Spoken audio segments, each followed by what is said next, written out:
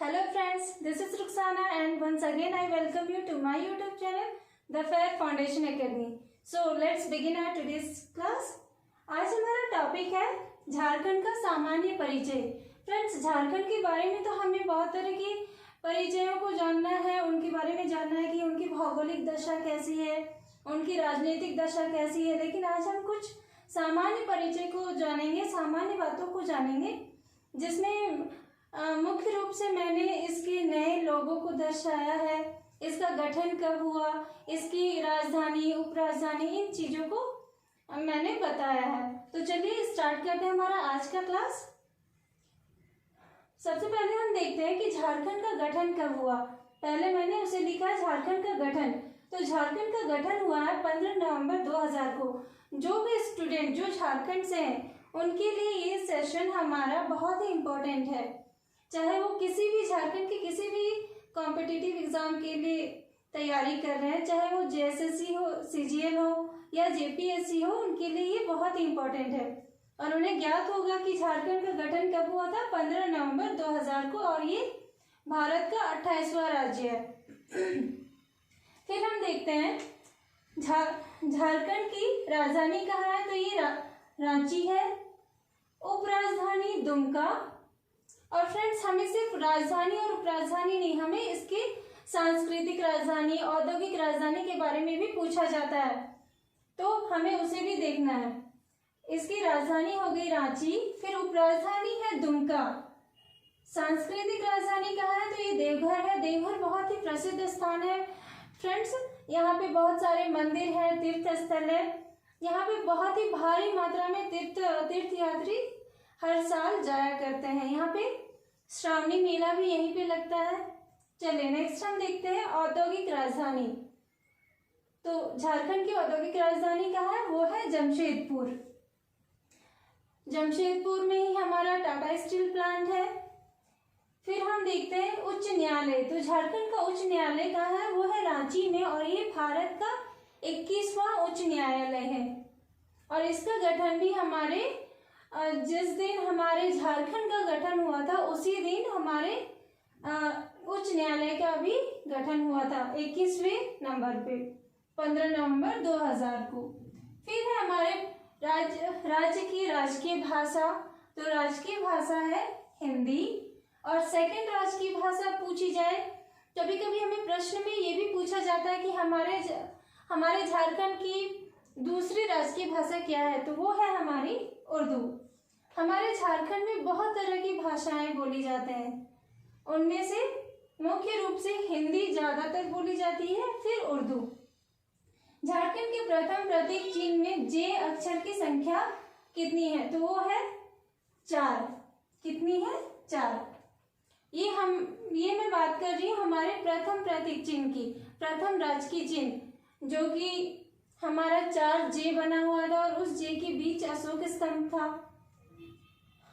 अभी हमारा new logo आ गया, जो कि अभी 15 अगस्त 2020 को लागू हुआ है। उसके बारे हम आगे पढ़ेंगे। मैंने उसका चित्र भी बनाया है, जिसके थ्रू हम इसे पढ़ेंगे और इसके बारे में अच्छे से जानकारी लेंगे कि इसमें पलाश का फूल कितना है, क्या क्या चित्र दर्शाए गए हैं, उन सभी चीजों के बारे में जानेंगे। पहले हम हमारे पुराने राजकीय चिन्ह के बारे में देखते हैं। तो झारखंड का प्रथम प्रतीक चिन्ह झारखंड का प्रतीक चिन्ह बोले या राजकीय चिन्ह, दोनों एक ही है। तो झारखंड के प्रथम प्रतीक चिन्ह को जिसने डिजाइन किया था उसका क्या नाम था, वो अमिताभ पांडे, NID अहमदाबाद से। उनका नाम कभी कभी पूछा जाता है, तो वो है अमिताभ पांडे।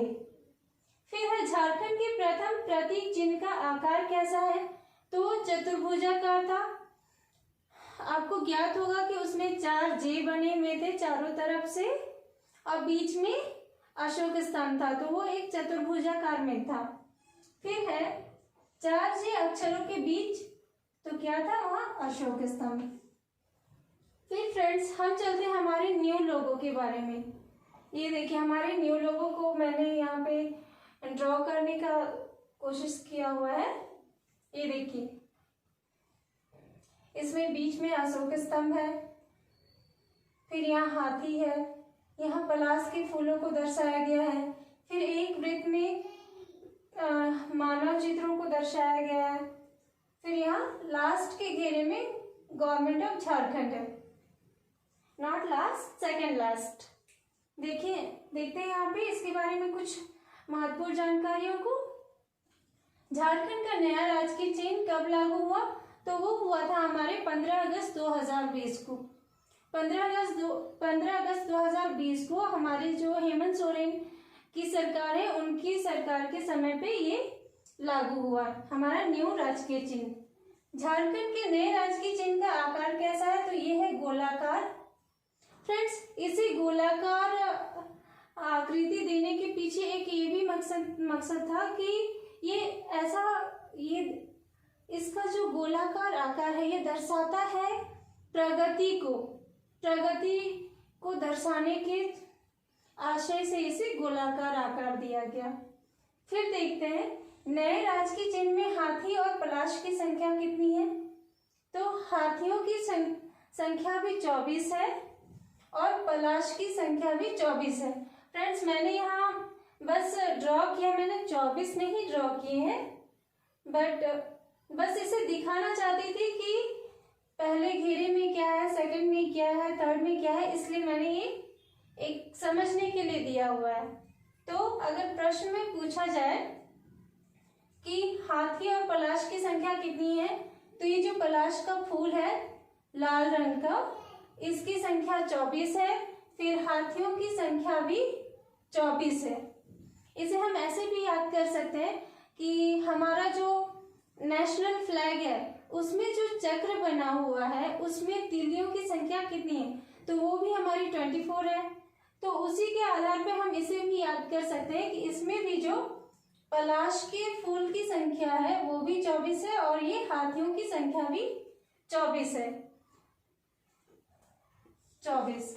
फिर है हमारा नए राजकीय चिन्ह में कुल वृत्ताकार घेरों की संख्या कितनी है? नए राजकीय चिन्ह में कुल वृत्ताकार घेरों की संख्या कितनी है? तो वो है 7। चलिए मैप में भी देखते हैं।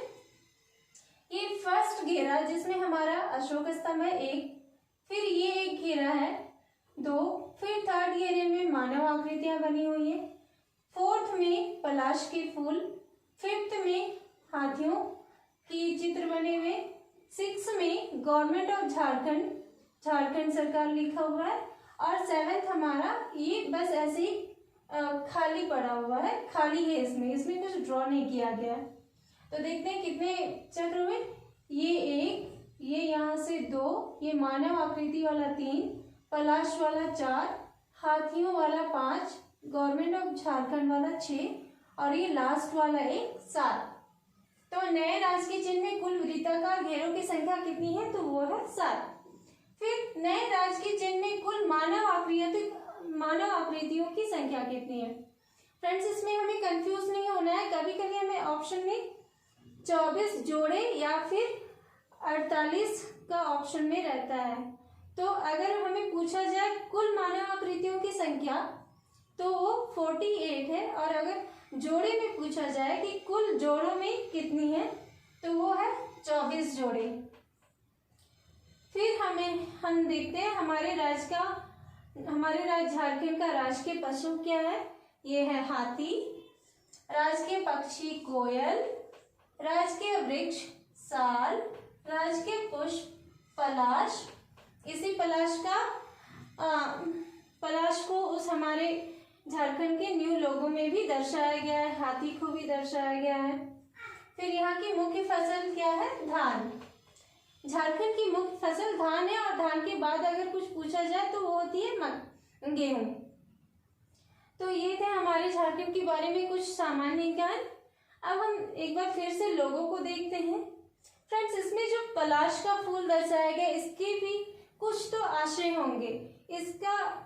इसका यह आशय है कि पलाश का फूल अपने लाल रंग से अग्नि को दर्शाता है और साथ ही साथ हमारे झारखंड के सौंदर्य को दर्शाता है।